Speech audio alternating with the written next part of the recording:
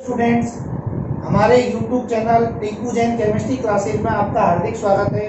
Last video में आपको ठोस अवस्था वाले चैप्टर में मात्रक कोष्ठका या एकक कोष्ठका के प्रकार और उसमें भी घनीय मात्रक कोष्ठका के बारे में अपन ने पढ़ा था। उसी क्रम में आज एकक कोष्ठका या मात्रक कोष्ठका में अवयवी कणों की संख्या किस प्रकार ज्ञात करते हैं उसके बारे में डिटेल में पढ़ेंगे। एकक कोष्ठका में अवयवी कणों की संख्या ज्ञात करना। अवयवी कणों की संख्या ज्ञात करना।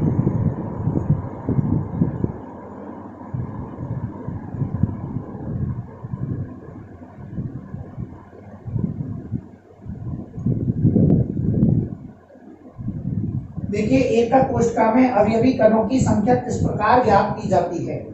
ये जो एकक कोष्ठका मात्रक कोष्ठका होती है उसमें अवयवी कणों की संख्या ज्ञात करने के लिए, चूंकि एकक कोष्ठका इस चैप्टर में अपन के सिलेबस में घनीय एकक कोष्ठका का ज्यादा फोकस रहेगा, इसलिए अवयवी कणों की संख्या ज्ञात करने से पहले 3-4 बिंदु अपन डिटेल में पढ़ेंगे और वो घन से संबंधित लाइनें पढ़ेंगे। तो पहली लाइन तो ये कि घन जो होता है उस घन में कुल कोनों की संख्या 8 होती है। घन में कुल जो कोने होते हैं वो 8 होते हैं। जैसे कमरा, रूम एक घन है तो इसमें कोनों की संख्या जो होती है वो 8 रहेगी। दूसरा, ये घन में फलकों की संख्या,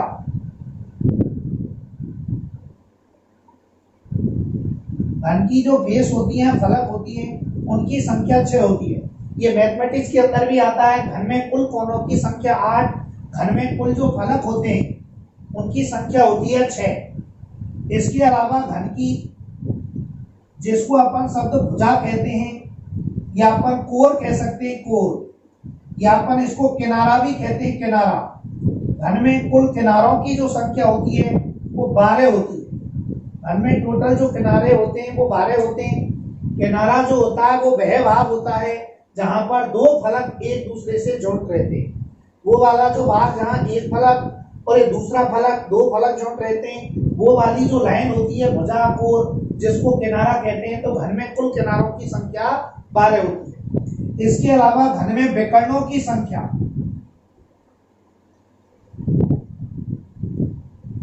घन में कुल जो विकर्ण होते हैं, कुल जो विकर्ण होते हैं वो टोटल 16 होते हैं।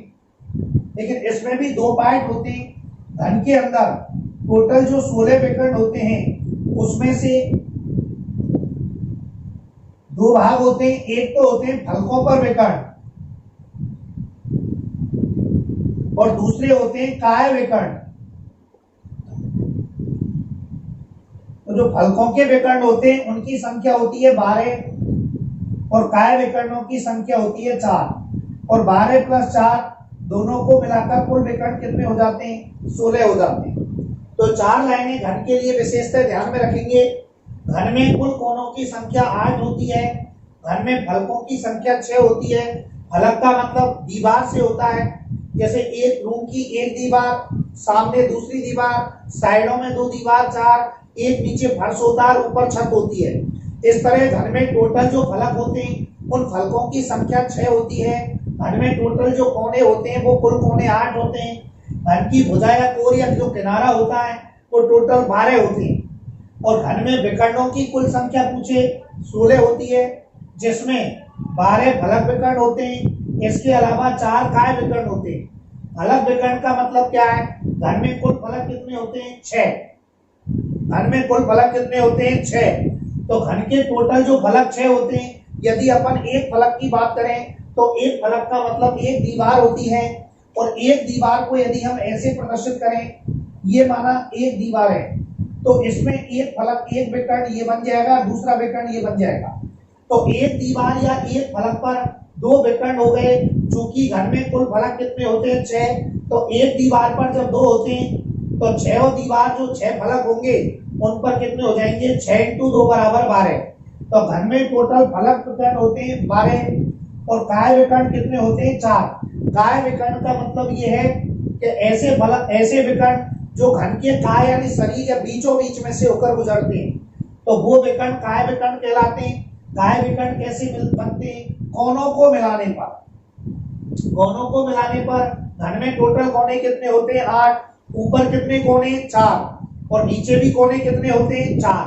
तो ऊपर के 4 कोनों को और नीचे के 4 कोनों को, विपरीत कोनों को जब अपन मिलाएंगे तो टोटल जो विकर्ण होंगे, ऊपर 4 कोने नीचे 4 कोने, उन कोनों को जब विपरीत कोनों को एक दूसरे से मिलाते हैं तो काय विकर्णों का निर्माण होगा, जिनकी संख्या कितनी होती है? 4। तो किसी भी घन में कुल विकर्ण 16, जिसमें 4 तो होते हैं काय विकर्ण जो घन के अंदर से गुजरते हैं, और 12 होते हैं फलक विकर्ण जो इस तरह दीवारों पर उपस्थित रहते हैं, और एक दीवार पर 2 फलक होते हैं, एक दीवार पर 2 विकर्ण होते हैं, सॉरी, तो 2 विकर्ण होते हैं। चूंकि 6 फलक हैं या 6 दीवारें हैं, तो 6 दूनी 12 ये फलक विकर्ण यहाँ पर प्रदर्शित होते हैं। तो ये घन के बारे में जब एकक कोष्ठक में अवयवी कणों की संख्या ज्ञात करेंगे तो इन चारों बिंदुओं की जरूरत पड़ेगी। इसलिए एक बार पहले ही बता दिया कि घन में कुल कोने 8 होते हैं, आप नोट कर सकते हो। घन में फलकों की संख्या 6 होती है, घन की भुजाएं कोर 12 होती हैं जिनको किनारा कहते हैं, और घन में विकर्णों की संख्या 16 होती है, लेकिन उसमें 12 फलक विकर्ण होते हैं और 4 जो होते हैं वो काय विकर्ण के रूप में प्रदर्शित होते हैं। इसके अलावा देखिए 2-3 बिंदु और भी ध्यान में रखने पड़ेंगे अवयवी कणों की संख्या निकालने के लिए। उसमें एक ये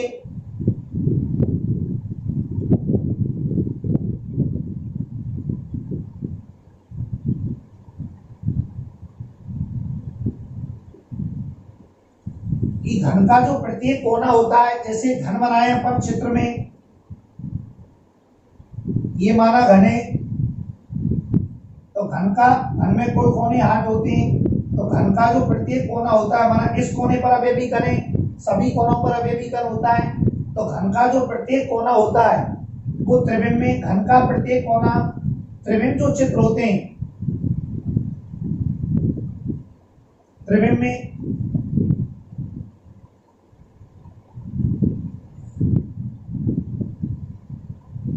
8 घनों से जुड़ा रहता है।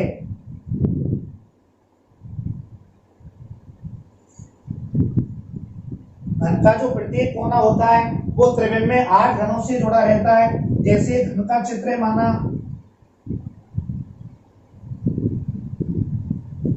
जब त्रिविम में, ये तो छोटी मात्रा कोष्ठक हो गई घन के रूप में, चूंकि मात्रा कोष्ठक वह छोटी से छोटी इकाई होती है जिसकी त्रिविम में बार बार पुनरावृत्ति करने पर संपूर्ण क्रिस्टल जालक संरचना बनती है। तो प्रत्येक कोने पर जो अवयवी कण होगा, प्रत्येक कोना, इसके चारों ओर बहुत सारे ऐसे घन और रख दें तो प्रत्येक कोना 8 घनों से जुड़ा रहता है। कितने घनों से? 8 घनों से। तो ये यदि एक कोना 8 घनों से जुड़ा हुआ होगा तो इस कोने पर जो अवयवी कण है उस अवयवी कण का भाग 8 घनों में बढ़ जाएगा, और 8 घनों में बढ़ जाएगा तो इस घन के लिए उसका कितना भाग मौजूद रहेगा? 1/8 भाग। इस तरह प्रत्येक जो कोना होता है उस प्रत्येक कोने पर जो अवयवी कण होता है वो उसका 1/8 भाग ही उस कोने पर मौजूद रहता है, क्योंकि वो कितने घनों में बढ़ जाता है? 8 घनों से जुड़ा हुआ रहता है। तो वो जो एक अवयवी कण था वो 8 घनों में जब जुड़ जाएगा, बढ़ जाएगा, तो 1/8, 1/8, 1/8 सभी पर उसका भाग मौजूद हो जाएगा। तो घन का जो प्रत्येक कोना होता है वो त्रिविम में, ये त्रिविम के अंतर्गत है। आप चौक का डिब्बा जो घन होता है, आप चौक का डिब्बा एक ले सकते हो, और एक चौक के डिब्बे के एक कोने पर केवल विचार करना, और उस चौक के डिब्बे के साइड में दूसरा चौक का डिब्बा रखना। दो हो जाएंगे वो, फिर 2 के आगे 2 चौक के डिब्बे और रखेंगे, 4 हो जाएंगे। ये जो 4 जो घन होते हैं इनके ऊपर दूसरी मंजिल पर 4 और डिब्बे रख देते हैं, तो वो जो अंदर वाला कोना है वो 8 से जुड़ा हुआ रहेगा। तो अतः उस कोने पर जो अवयवी कण है वो 8 में बढ़ जाएगा। तो उस एक घन के लिए, इस एक घन के लिए अवयवी कण का केवल 1/8 भाग ही मौजूद रहता है। तो घन का प्रत्येक कोना त्रिविम में 8 घनों से जुड़ा रहता है। अतः जो अवयवी कण होगा वो प्रत्येक कोने पर कितना भाग मौजूद रहेगा? 1/8 भाग ही मौजूद रहेगा। तो 8 में बढ़ जाएगा तो 1/8 भाग मौजूद रहेगा। दूसरी स्थिति, ये भी ध्यान में रखेंगे, ये सारी चीजें एकक कोशिका में अवयवी कणों की संख्या ज्ञात करने के काम में आएंगी। तो 4 लाइन तो पहले बता दी। घन में कुल कोने 8 होते हैं, कुल जो फलक होते हैं वो 6 होते हैं, कुल जो किनारे या कोर जो होती हैं वो 12 होती हैं, और घन में कुल विकर्ण 16 होते हैं, जिनमें 12 फलक विकर्ण होते हैं और 4 काय विकर्ण होते हैं। इसके अलावा 3-4 लाइनें हो रहे हैं कि घन का प्रत्येक जो कोना होता है वो त्रिविम में 8 घनों से जुड़ा रहता है। अतः प्रत्येक कोने पर जो अवयवी कण होगा, चूंकि 8 में बढ़ जाएगा ये भाग पूरा पूरा, तो इस घन के लिए इसका 1/8 भाग ही मौजूद रहेगा। इसके अलावा घन का प्रत्येक फलक, ये तो कोने की बात हो गई, यहाँ पर प्रत्येक कोना। अब फलक की बात करते हैं। घन का प्रत्येक फलक त्रिविम में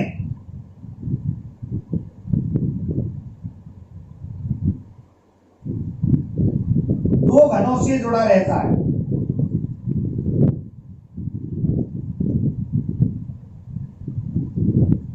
त्रिविम में 2 घनों से जुड़ा रहता है। कैसे? फलक का मतलब क्या होता है? अभी मैंने बताया दीवार। आप जनरली सोचो एक कमरा ये है रूम में, इसकी ये एक कंप्लीट दीवार है, तो ये वाली जो दीवार है, यदि इस कमरे के बगल में एक और कमरा बना दें, तो कमरे के बगल में जो एक और कमरा बनाया है, ये दीवार उस कमरे में भी काउंट होगी और इस कमरे में भी काउंट होगी। तो एक कमरा ये घन हो गया, दूसरा कमरा अदर वाला हो गया, तो बीच की जो दीवार है वो एक फलक हो गई। और प्रत्येक फलक कितने कमरों में बंट गया?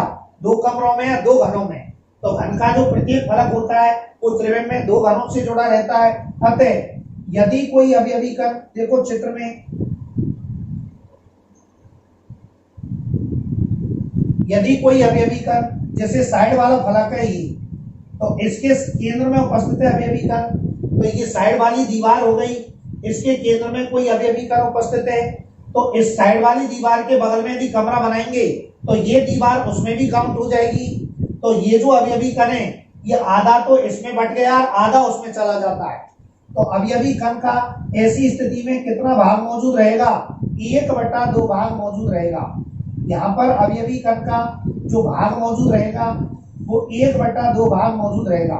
इसका मतलब मैं आपसे ये बताना चाह रहा हूँ कि घन के किसी कोने पर यदि अवयवी कण है, तो उस कोने पर उसका केवल 1/8 भाग ही मौजूद रहेगा, क्योंकि वो त्रिविम में 8 घनों से जुड़ा हुआ है, तो 8 में बढ़ जाएगा 1/8, 1/8, 1/8। और घन के यदि फलक के केंद्र में अवयवी कण है, तो फलक यानी दीवार और एक दीवार 2 कमरों में काउंट हो सकती है। इसलिए यदि फलक के केंद्र में अवयवी कण है, तो वो अवयवी कण उस घन के लिए केवल आधा भाग इधर बचेगा, आधा दूसरी जो दीवार दूसरे कमरे या दूसरे घर में काउंट हो रही है। तो 2 घनों से त्रिविम में जुड़ा रहता है। अतः फलक पर जो अवयवी कण उपस्थित है, उस अवयवी कण का केवल इस घन के लिए 1/2 भाग मौजूद रहेगा।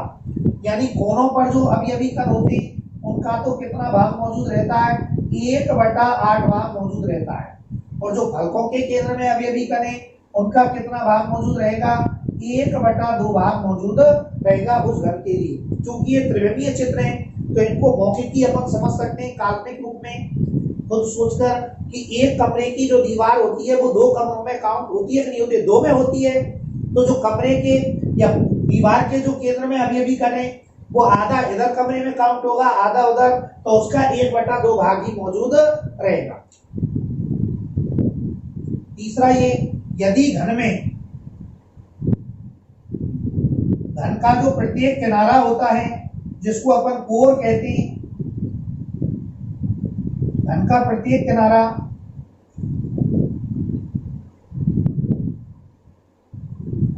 घन का जो प्रत्येक किनारा होता है ये त्रिविम में 4 घनों से जुड़ा रहता है। 4 घनों से जुड़ा रहता है। 4 घनों से जुड़ा रहता है। किनारा कैसे? यदि अपन इसका चित्र बनाएं, किनारे का मतलब घन की भुजा से है, कोर से। ये घन की कोर है, माना किनारा है ये घन का। 12 कोर होती है घन के अंदर, ये पहले बता चुके हैं। तो ये जो किनारा है इसके केंद्र में यदि कोई अवयवी कण है, तो वो अवयवी कण, चूंकि प्रत्येक किनारा यदि इसके साइड में और घन रखें इसके साइड में और घन रखें, तो और घन रखने पर आप चौक का डिब्बा एक लोगे, दूसरा लो, तीसरा, चौथा, तो एक किनारा ऐसा होगा जो चारों में काउंट हो जाएगा। तो प्रत्येक जो किनारा होता है वो त्रिविम में 4 घनों से जुड़ा रहता है। तो यदि कोई अवयवी कण किनारे के केंद्र में है तो किनारे के केंद्र वाला अवयवी कण चूंकि किनारा 4 से जुड़ा रहता है, अतः इसके लिए चारों में बढ़ जाएगा, तो 1/4 1/4 1/4 हो जाएगा। तो उस अवयवी कण का कितना भाग मौजूद रहेगा? एक घन के लिए, इस घन के लिए 1/4 भाग मौजूद रहेगा। यदि किनारे के केंद्र में है तो यहां पर स्थिति हो जाएगी 1/4 भाग, 1/4 भाग वो मौजूद रहेगा। इसके अलावा एक स्थिति और होती है लास्ट, वो अपन ये लिख सकते हैं कि यदि माना अवयवी कण घन के केंद्र में है, घन का केंद्र कैसे देखो चित्र में बताते हैं, ये माना घन का केंद्र है बीचों बीच, सेंटर, ऐसे काय केंद्र वाली स्थिति। तो यदि अवयवी कण घन के केंद्र में है तो केंद्र में होगा, उदाहरण के लिए जैसे कमरा है कंप्लीट, इस रूम में माना एक अवयवी कण कोनों पर नहीं है, हलकों के केंद्र में भी नहीं है, किनारों के केंद्र में भी नहीं है, इस कमरे के बीचों बीच में सेंटर में एक अवयवी कण बीचों बीच में सेंटर में। तो इस कमरे के बगल में, अगल में, ऊपर नीचे कितने भी कमरे बना लो, लेकिन ये जो अवयवी कण है जो कमरे के बीचों बीच में है वो उन कमरों में कभी भी काउंट नहीं होगा। तो यदि घन के केंद्र में बीचों बीच में अवयवी कण है तो ये जो कण है अवयवी कण, ये पूरा की पूरा एक भाग यानी कंप्लीट भाग इसी में काउंट हो जाएगा। तो ध्यान रखना, ये 4 लाइनें आप नोट कर सकते हो। घन का प्रत्येक कोना त्रिविम में 8 घनों से जुड़ा रहता है, अतः अब ये चित्र बना के कि अवयवी कण का 1/8 भाग मौजूद होगा, क्यों 8 में बढ़ जाएगा। इसी तरह घन का प्रत्येक फलक त्रिविम में 2 घनों से जुड़ा रहता है, फलक का मतलब दीवार से, तो ये वाला चित्र बना देंगे इसमें। अतः यहाँ पर 1/2 भाग अवयवी कण का मौजूद रहेगा और घन के प्रत्येक किनारा त्रिविम में 4 घनों से संबंधित रहता है, जुड़ा रहता है। अतः इसमें ये वाला चित्र बन जाएगा किनारे के केंद्र में और 1/4 भाग मौजूद रहेगा अवयवी कण का। और यदि घन के केंद्र में ही अवयवी कण है बीचों बीच में, तो पूरा की पूरा वो उसी घन में काउंट होगा, यानी उसका आधा नहीं होगा, नहीं 1/4 होगा, नहीं 1/8 होगा, तो पूरा की पूरा एक कण, पूरा की पूरा एक कण इसी घन के अंदर काउंट हो जाएगा। यदि ये 8 लाइनें आपके समझ में आती हैं तो अवयवी कणों की संख्या एकक कोशिका में सीधे ही ज्ञात कर पाएंगे। एक बार दोबारा समझो, चूंकि त्रिविमीय होती है मात्रक कोशिकाएं, अतः आपको ये बिंदु जरूर ध्यान में रखने। मैं एक बार दोबारा रिपीट कर रहा हूँ, घन में कुल कोने 8 होते हैं, घन का प्रत्येक कोना त्रिविम में 8 घनों से जुड़ा रहता है, अतः अवयवी कण का उस घन के लिए 1/8 भाग ही मौजूद रहेगा। घन में कुल फलक 6 होती हैं तथा प्रत्येक फलक त्रिविम में 2 घनों से जुड़ा रहता है, अतः घन का अवयवी कण का 1/2 भाग ही घन में उपस्थित रहेगा। घन में कुल किनारे 12 होते हैं, त्रिविम में प्रत्येक किनारा 4 घनों से जुड़ा रहता है, अतः अवयवी कण का उस घन के लिए 1/4 भाग ही मौजूद रहेगा। घन में का जो केंद्र में यदि अवयवी कण है तो वह अवयवी कण पूरा की पूरा एक भाग, वह अवयवी कण पूरा की पूरा एक भाग उसी घन के अंदर काउंट होगा। ये 4 लाइनें बहुत ही महत्वपूर्ण हैं, इससे एकक कोशिका में अवयवी कणों की संख्या सरलता से ज्ञात हो जाएगी। तो देखिए इसके बाद में एकक कोशिका में अवयवी कणों की संख्या ज्ञात करते हैं।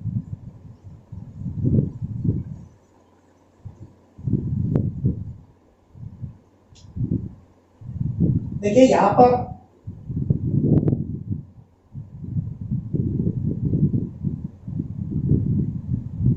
अपन ने लिख दिया घनीय मात्रक कोशिका, यानी अपन घनीय मात्रक कोशिका में अवयवी कणों की संख्या ज्ञात करना चाहते हैं। घनीय मात्रक कोशिका में अवयवी कणों की संख्या ज्ञात करना चाहते हैं और घनीय मात्रक कोशिका में यहां पर उसका अपन चित्र प्रदर्शित कर रहे हैं। और तीसरे नंबर पर यहां पर उसकी अवयवी कणों की संख्या, अवयवी कणों की संख्या देखिए कैसे ज्ञात करेंगे। चूंकि घनीय मात्रक कोशिकाएं जो होती हैं, घनीय क्रिस्टल लिखा है, उसमें घनीय मात्रक कोष्ठक तीन घन के अंदर ब्रेवेज के जालकों में घनीय क्रिस्टल निकाय में 3 प्रकार की मात्रक कोष्ठकें होती हैं। तो तीनों के नाम लिख सकते हैं। एक तो होती है आर्ध या सरल वाली घनीय मात्रक कोष्ठका। घनीय एकक कोष्ठका बोलो चाहे मात्रक कोष्ठका बोलो, एक ही बात। और इसका जब चित्र बनेगा तो पहले बता चुके हैं, घनीय मात्रक कोष्ठका ऐसी मात्रक कोष्ठका होती है जिसमें अवयवी कण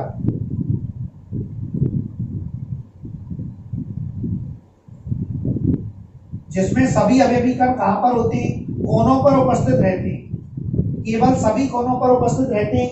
ऐसी मात्रक कोष्ठका सरल घनीय मात्रक कोष्ठका कहलाती है। पहले लास्ट वीडियो में बता चुके हैं। तो इसका इस तरह चित्र होता है। अब इसमें अभी अभी अपन ने बताया कि घन का प्रत्येक कोना त्रिविम में 8 घनों से जुड़ा रहता है। अतः कोने पर उपस्थिति का कण का केवल 1/8 भाग मौजूद रहेगा। तो प्रत्येक कोने पर जो कण है वो 1/8 भाग के रूप में ही मौजूद रहेगा। तो अपन यहाँ पर प्रत्येक कोने पर भी लिख सकते हैं या एक कोने पर ही दर्शा दो, उससे भी कोई दिक्कत नहीं है। तो प्रत्येक कोने पर ये अवयवी कण का 1/8 भाग मौजूद रहेगा। तो अवयवी कण की यदि संख्या ज्ञात करेंगे तो किस तरह संख्या ज्ञात होगी? देखो, अवयवी कण की संख्या, घन में कुल कोने कितने? 8। एक कोने पर कितना भाग मौजूद है? 1/8 भाग। कुल कोने कितने? 8। तो 8 गुना 1/8। और यहाँ पर क्या लिख देंगे? कोनों पर, कॉर्नर पर। इसको हल करेंगे तो क्या हो जाएगा? एक कण, 8 से 8 कैंसिल हो जाएगा तो एक कण निकल के आ जाएगा। तो यदि एग्जाम में प्रश्न पूछता है कि आद्य या सरल घनीय एकक कोष्ठका में अवयवी कणों की संख्या कितनी होती है, तो इस तरह का चित्र बना देंगे और 8 × 1/8 कोनों पर लिख के एक कण। तो यहाँ पर अवयवी कण टोटल जो वैसे अपन को दिखने में कितने लग रहे थे? 8, वो 8 नहीं होते हैं क्योंकि इसके चारों ओर बहुत सारे घने। जो मात्रक कोष्ठका तो छोटी से छोटी इकाई है, इसके चारों ओर बहुत सारे घने। और चूंकि प्रत्येक कोना 8 से जुड़ा हुआ है, 8 घनों से, तो एक कोने पर 1/8 भाग मौजूद होगा। तो या तो आप ऐसे करो कि 1/8 1/8 1/8 8 बार जोड़ लो तो भी एक आएगा, या डायरेक्ट लिख दो एक कोने पर 1/8 है तो 8 पर हो जाएगा 8 गुना 1/8 कोनों पर इक्वल टू 1 कण। तो इस तरह अवयवी कणों की संख्या यहाँ पर हो गई 1 कण। दूसरी जो मात्रक कोष्ठका होती है वो होती है घनीय के अंदर काय या अंतः केंद्रित।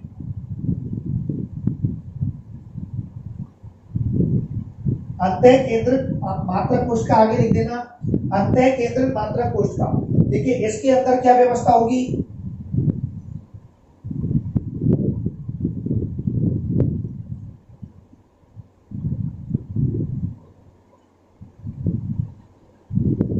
पहले भी आपको लास्ट वीडियो में बता चुके हैं, काय केंद्रित में अवयवी कण कोनों पर तो रहता ही है, लेकिन कोनों के साथ साथ एक अवयवी कण, केवल एक अवयवी कण काय या अंतः के केंद्र में, बीचों बीच में अंतः केंद्र में एक अवयवी कण उपस्थित रहता है। तो सभी कोनों के साथ साथ एक अवयवी कण बीचों बीच में रहता है।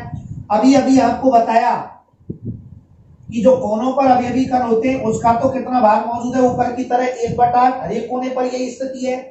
और जो अवयवी कण बीचों बीच में है, सेंटर में, अभी आपको जस्ट ये टेबल बनवाने से पहले बताया कि यदि कोई अवयवी कण बीचों बीच में है तो उसका पूरा की पूरा एक भाग, पूरा की पूरा कंप्लीट एक भाग उसी मात्रक कोष्ठका या अवयवी कण में मौजूद होगा। तो ये पूरा की पूरा एक भाग इसी में मौजूद हो जाएगा। ये काय के केंद्र या अंतः केंद्र में उपस्थित अवयवी कण है। तो कैसे निकलेगी अवयवी कणों की संख्या? 1/8 तो कोनों पर है, कुल कोने कितने? 8। तो ये तो हो गए कोनों पर, प्लस पूरा की पूरा एक जो अवयवी कण है वो कहां पर उपस्थित है? एक अवयवी कण कोष्ठक में लिख देंगे कहां पर उपस्थित है? काय केंद्र में, या फिर अपन लिख देंगे अंतः केंद्र में। जो पूरा की पूरा इसी में काउंट होगा, और कमरों या और घरों में काउंट नहीं होगा। तो इसको निकालेंगे तो ये कट गया 1 प्लस और ये हो गया 1, तो ये हो गए 2 कण।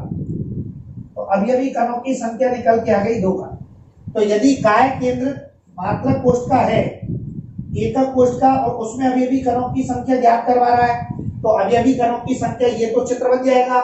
और इसमें 8 × 1/8 कोनों पर तो ऊपर वाली स्थिति है ये, प्लस एक अवयवी कण बीचों बीच में जो पूरा पूरा इसी में काउंट होगा। तो ये हो जाएगा 8 × 1/8 कोनों पर प्लस एक कोष्टक में लिख देंगे अंत केंद्र में, तो एक तो इसका हल और एक ये, तो 1 + 1 = 2 का। तो काय केंद्रित मात्रक कोष्टक जिसको अपन ने शॉर्ट में क्या कहा था कल, BCC, body centre cube structure में अवयवी कणों की संख्या कितनी होती है, 2 होती है। इसी चैप्टर में आगे एक टॉपिक आएगा एकक कोशिका का घनत्व ज्ञात करना, डेंसिटी, और घनत्व का सूत्र आता है D = Zm/A³ × Na। तो उसके अंतर्गत Z जो होती है वो अवयवी कणों की संख्या होती है, तो उसके आधार पर जो न्यूमेरिकल करते हैं, तो न्यूमेरिकलों में यदि बीसीसी संरचना दी है तो अवयवी कणों की संख्या Z का मान डायरेक्ट 2 लिख देंगे। यदि सरल घनीय संरचना दी है एससीसी, जिसको कल अपन ने शॉर्ट में कहा था, तो Z जो अवयवी कणों की संख्या उसका मान 1 लिख देंगे। और तीसरी जो मात्रक कोशिका होती है इसमें वो होती है फलक केंद्रित। भाई घनीय के अंदर 3 ही प्रकार की होती है, ब्रेवियस के धारकों में बताया। तो फलक केंद्रित घनीय मात्रक कोशिका,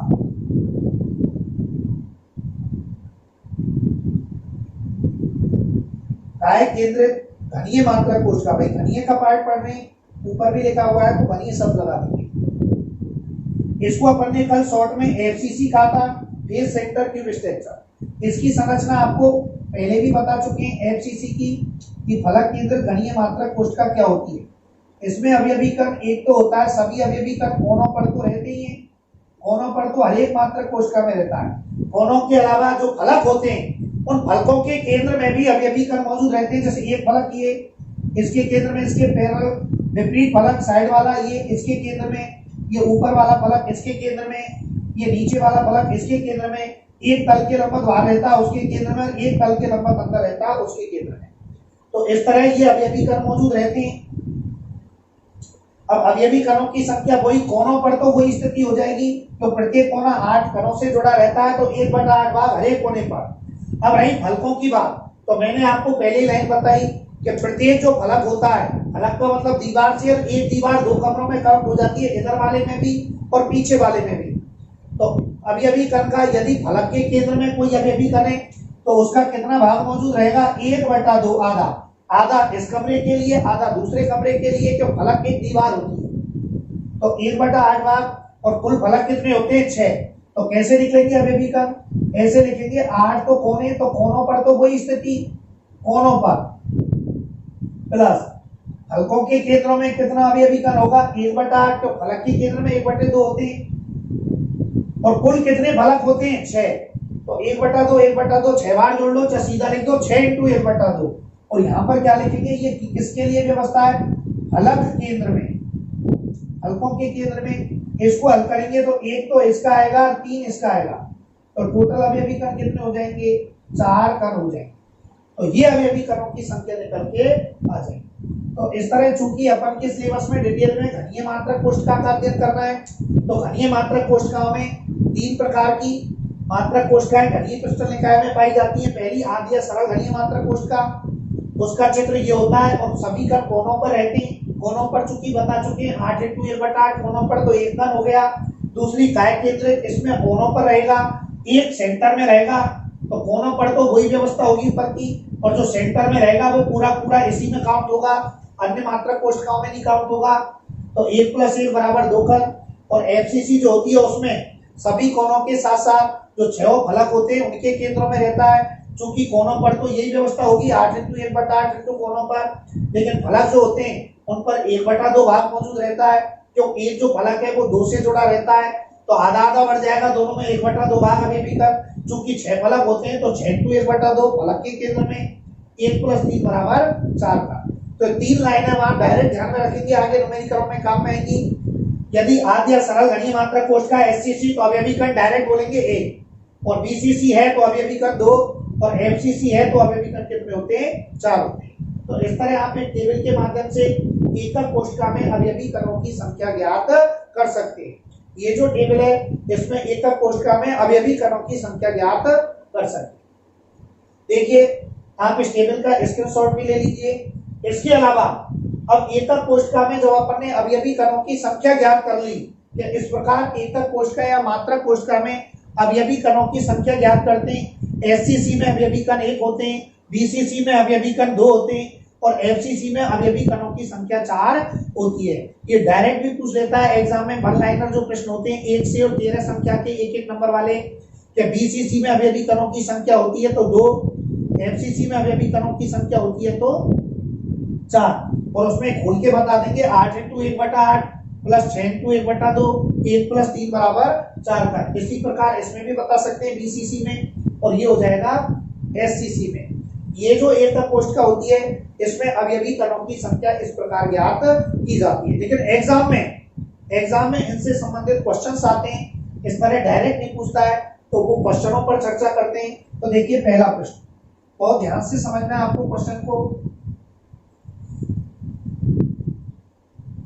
क्वेश्चन बताने से पहले एक डायरेक्ट आपको सूत्र भी बताता हूं, जिसमें आप एकक कोशिका में अवयवी कणों की संख्या डायरेक्टली ज्ञात कर सकते हैं।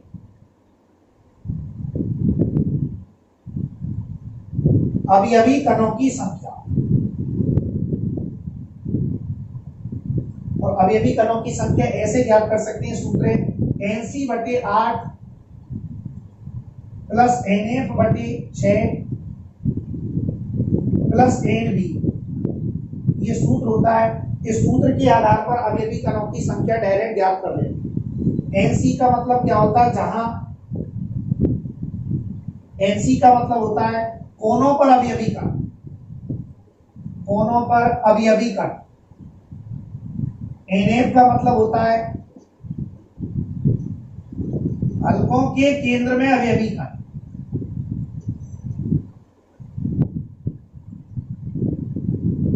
और NB का मतलब होता है अंतः केंद्र में अवयवी कण।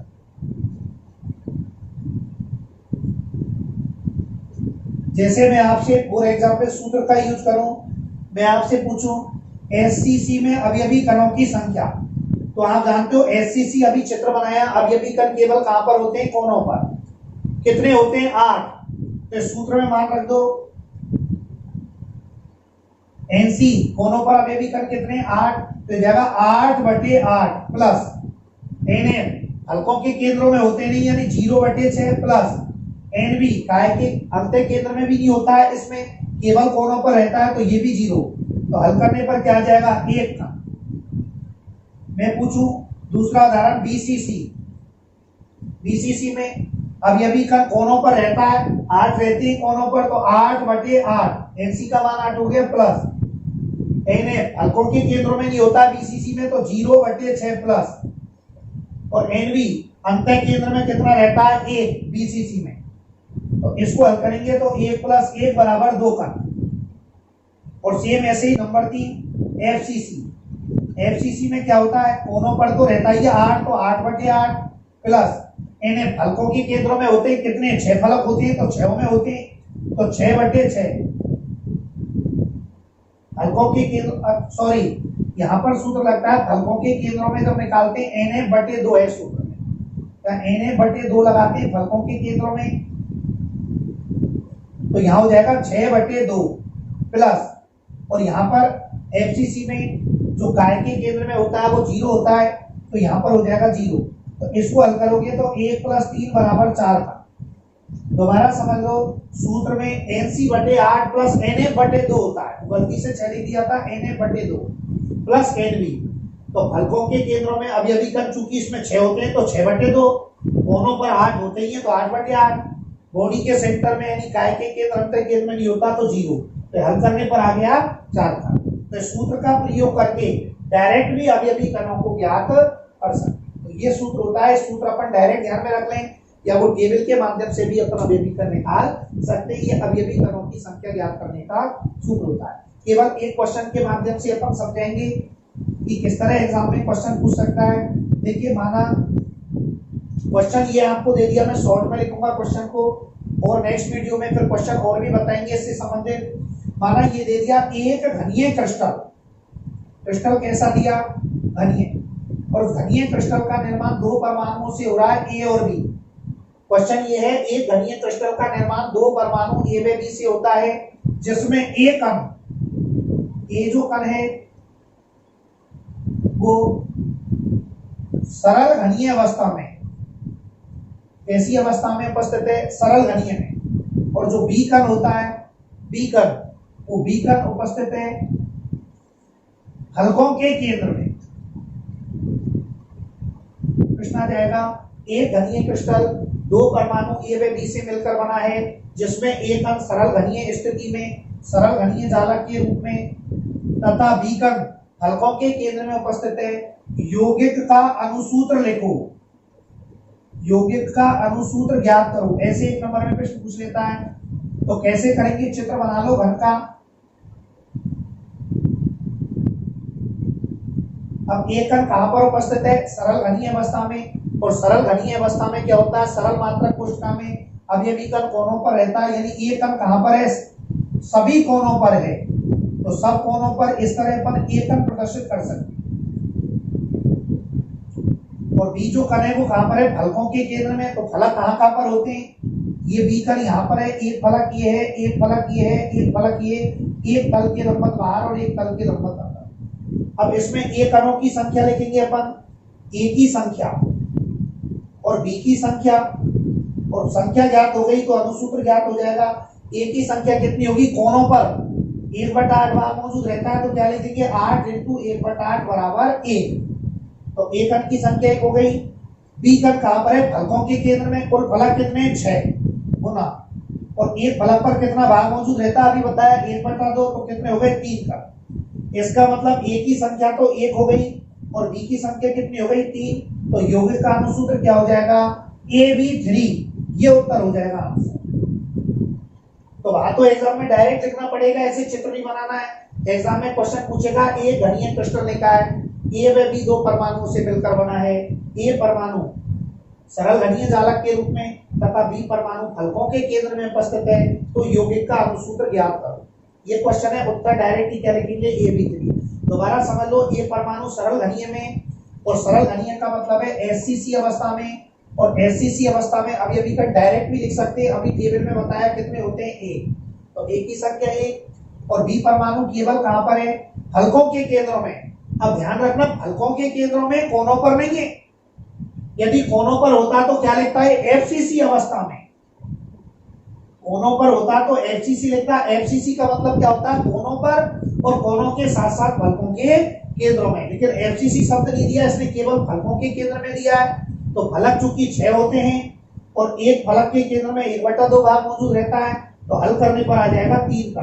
तो बी तो हो गए 3 और ए हो गया 1। तो यौगिक का अनुसूत्र डायरेक्टली उत्तर लिखना है अपन को, तो AB3 होगा। इस टाइप के और भी क्वेश्चन से जिनकी बात नेक्स्ट वीडियो में करेंगे। यदि आपको ये वीडियो हमारा अच्छा लगा हो तो इसे जरूर लाइक करें। हमारा जो channel Tinku Jain chemistry classes है, इसको सब्सक्राइब करें, और आपकी जो भी प्रॉब्लम्स है वो कमेंट्स बॉक्स में भेजें। धन्यवाद।